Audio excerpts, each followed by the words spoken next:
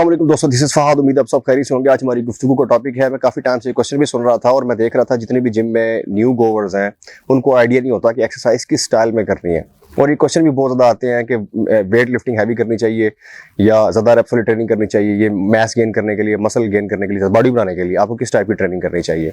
तो लड़के इनको समझाओ भी तो वो कंफ्यूज हो जाते हैं, इनको समझ नहीं आती। या तो बिल्कुल लाइट वेट ट्रेनिंग शुरू कर देते हैं या फिर इतना हैवी मारना शुरू कर देते हैं कि बैलेंस नहीं रख पाते, तो उसकी वजह से उनको रिस्पॉन्स नहीं मिलता या इंजरी हो जाती है या बॉडी उनकी स्ट्रेस में आके सूखना शुरू हो जाती है, तो उनको फिर प्रॉब्लम शुरू हो जाती हैं। तो मैंने इस बारे में डिटेल के साथ डिस्कस किया जाए कि आपने एक्सरसाइज किस तरह करनी है जिम के अंदर। और ये सारे एथलीट्स के लिए, यानी ये बिगिनर्स के लिए भी है और ये जो एक्सपीरियंस एथलीट्स हैं उनके लिए भी ये टिप्स हैं। तो बढ़ते हैं टॉपिक की तरफ। देखिए, सबसे पहले जिम एक्सरसाइज करने से पहले सबसे पहले तो आपके लिए जो इंपॉर्टेंट चीज़ है वो ये है कि आपके एनर्जी लेवल्स कैसे हैं। मिसाल के तौर पे आज आपने वर्कआउट करना है, तो जिम जाने से पहले या इवन जब आप जिम एंटर होंगे तो सबसे पहले आपके माइंड में ये चीज़ होनी चाहिए कि आपके एनर्जी लेवल्स किस तरह के हैं, यानी आप किस तरह फील कर रहे हैं, आपके अंदर पावर कितनी, आपको अंदर से यानी मेंटली तौर पे आप अपने आप को कितना स्ट्रांग फील कर रहे हैं। और ये एनर्जी लेवल्स आपके डिपेंड करते हैं कि जिम से पहले आपने जो सो के उठे हैं वो नींद कितनी ली हुई है, वो आपको यानी इंडिकेशन देगी कि आपके आज दिन में एनर्जी लेवल्स कितने हाई होने वाले हैं या कितने लो होने वाले हैं। अगर आपने रात को नींद अच्छी ली हुई है और फिर उसके बाद आप जिम जाते हैं तो आपके एनर्जी लेवल्स हाई होंगे। अगर आप रात को नींद ठीक नहीं ले सके और आपको थकावट है बहुत ज़्यादा, तो उससे आपके एनर्जी लेवल्स डाउन होंगे। उसके बाद अगर जिम जाने से पहले एटलीस्ट आपने 2-3 मील्स अपने पेट में डाली हुई हैं और वह डाइजेस्ट आपको हुई हैं, तो इसका मतलब है कि आपके बॉडी के अंदर खुराक को लेके इतनी कैलोरीज हैं कि आपकी बॉडी भरी हुई और अपने आप को एनर्जेटिक महसूस कर रही है और वो अगले वर्कआउट के लिए तैयार है। अगर आपने लेट्स सपोज कि आप रात को नींद लेके उठें, अच्छी नींद लेके उठें, लेकिन आप मील्स नहीं ले सकें किसी वजह से, वट एवर, या तो आप उठते साथ ही जिम आ गए हैं या फिर आप बिजी इतना रहे हैं कि आप अपनी मील्स नहीं पूरे दिन में ले सके, तो आप स्ट्रेंथ ट्रेनिंग के लिए या इवन कार्डियो के लिए या इवन अपने आप को बॉडी बिल्डिंग के लिए, क्योंकि उसमें इंटेंस यानी उसमें आपकी जान लगती है, तो उसके लिए आपको you have to have some kind of strong diet in your stomach, और जो डाइजेस्ट हो चुकी है और उसे आप जो है एनर्जी के तौर पर इस्तेमाल कर सकें।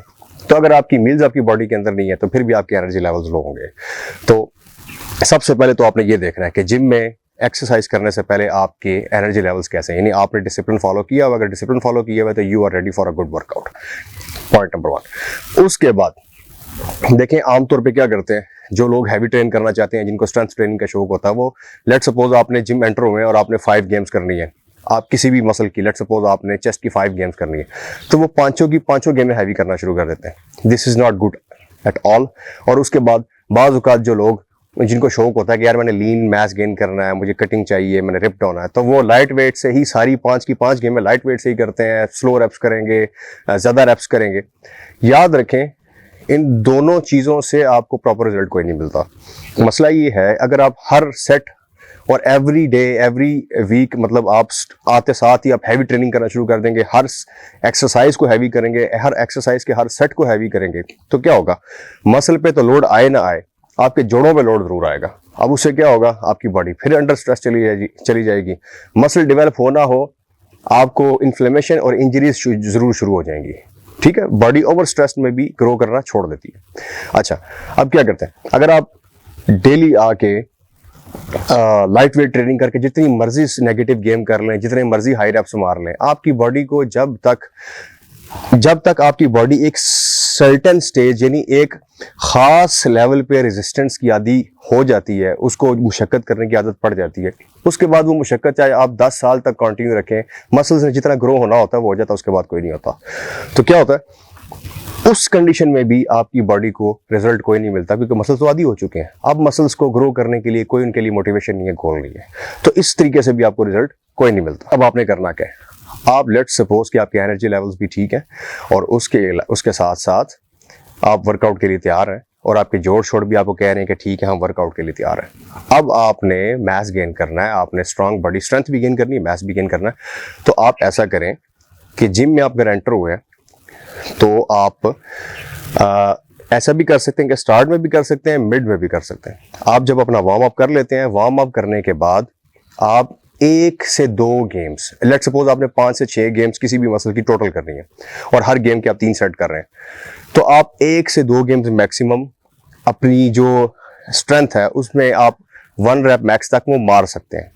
ठीक हो गया। 1 रैप मैक्स तक आप कोई भी गेम ट्रेन करके उसके बाद फिर बाकी सेट्स हैं वो हाई टेंशन, मतलब टाइम अंडर टेंशन के साथ आप नेगेटिव में भी कर सकते हैं, आप नॉर्मल रेप्स में करें, लेकिन इतना वेट ज़रूर फिर भी रखें कि आपको रैप करते हुए 12 रैप करते हुए वो वेट फील भी हो। इतना लाइट वेट ना करें कि आपको 12 रैप करते हुए भी आखिरी रैप तक वो वेट फील नहीं हो और आपका दिल कर रहा है यार मैं 20 रैप और मार लूँ। तो यानी 1-2 गेम्स आप अपने वर्कआउट में हैवी रख सकते हैं और 1-2 वर्कआउट हैवी करके उसके बाद बाकी वर्कआउट्स, बाकी एक्सरसाइजेस आप नॉर्मल तरीके से करें। यानी 2 एक्सरसाइज आपने हैवी किए हैं, 3 एक्सरसाइज आप नॉर्मल वेट के साथ करें, लेकिन मेक श्योर ये करें कि वो जो नॉर्मल वेट के साथ एक्सरसाइज करेंगे उसमें इतना वेट जरूर होना चाहिए कि वो आपको 6 रैप्स तक फील होना शुरू हो जाए और फुल रेंज ऑफ मोशन आपकी होगी और उसमें आपकी फॉर्म गलती होनी चाहिए। अच्छा, अब ये तो होगी बात। तीसरी बात कि लेट्स सपोज आपका चेस्ट वर्कआउट है और आप बेंच प्रेस करने लगे हैं। बेंच प्रेस आपका मूड है कि मैं बेंच प्रेस हैवी करूंगा, लेकिन उसके बाद मैं डंबल्स जो है वो लाइट करूंगा। अब उसमें आपने क्या करना है, जैसे ही आप बेंच प्रेस के लिए वेट बढ़ाते हैं, लेट्स सपोज आप 40 किलो आपका यानी स्टार्टिंग पॉइंट है, फिर आप जाते हैं 80 किलो तक, फिर 80 किलो के बाद आपका गोल है 1 रैप मैक्स 120 किलो तक। लेकिन जब आप 40 से 80 किलो पे जाएंगे तो आपकी एल्बोज, आपके जॉइंट्स आपको बता देंगे कि मुझे फीलिंग आ रही है, सेंसिटिविटी की फील आ रही है कि नहीं आ रही, मैं स्ट्रॉन्ग फील कर रहा हूँ नहीं फील कर। जैसे ही आपको फील हो कि यार मैंने 80 किलो पे जब बेंच मारी है तो मुझे एल्बोज के अंदर या शोल्डर के अंदर कहीं पे सेंसिटिविटी फील हुई है, फील हुआ कि थोड़ी कमजोरी महसूस हो रही है, तो आप हैवी वेट ना करें। ऐसी सूरत में अगर आप हैवी वेट करेंगे तो आपको जॉइंट के अंदर इन्फ्लेमेशन, सोजिश बढ़ेगी और आपको प्रॉब्लम होने का अंदेशा है। हैवी वेट स्लोली अपना यानी हर महीने में, हर 2 हफ्ते के बाद थोड़ा थोड़ा करके वेट इंक्रीज करें। 1-1 किलो करके, 2-2 किलो करके वेट इंक्रीज करें। इकट्ठा ही 10 किलो, 15 किलो, 20 किलो करके एकदम से जंप ना मारें वेट के अंदर। थोड़ा थोड़ा करके वेट इंक्रीज करें और अपने आप को इस तरह यानी सेफ्टी के साथ लेके चलें और इस तरतीब के साथ लेके चलें। इस तरह करते रहेंगे तो आप करते रहेंगे तो आप प्रोग्रेस करते रहेंगे। अचानक से जंप करेंगे, एकदम से या हैवी जाने की कोशिश करेंगे या सारी जिंदगी लाइट वेट पे हाई रेप्स करते रहेंगे तो एक ट्रेनिंग की बॉडी आदी हो जाती है, फिर पता कोई नहीं, बॉडी को नहीं, रिजल्ट कोई नहीं मिलता। तो जिस तरह मैंने आपको बताया उस तरह फॉलो करें। हाँ, और अगर आपके इंजरी डेज चल रहे हैं, आपकी बॉडी मुसलसल सोर है, रिकवर नहीं हो रही, या आपको थकावट आपकी नहीं जा रही, या आपका लाइफस्टाइल ठीक नहीं है, या आपके जोड़ों के अंदर प्रॉब्लम होगी, तो जितना अरसा वो प्रॉब्लम आपके साथ रहती है आप अपना लाइफस्टाइल ठीक करने की कोशिश करें, नींद ठीक करने की कोशिश करें, डाइट ठीक करने की कोशिश करें और उस दौरान लाइट वेट से ट्रेनिंग करें। उस दौरान अपने जोड़ों को मजीद स्ट्रेस में ना डालें, आराम से चलें। ये ना समझे कि यार अगर मैंने अच्छी ट्रेनिंग, हैवी ट्रेनिंग करनी छोड़ दी तो मैं बिल्कुल ही खत्म हो जाऊंगा। ऐसी कोई बात नहीं है। जैसी आपकी सेहत दोबारा ठीक होगी, you will get back on track.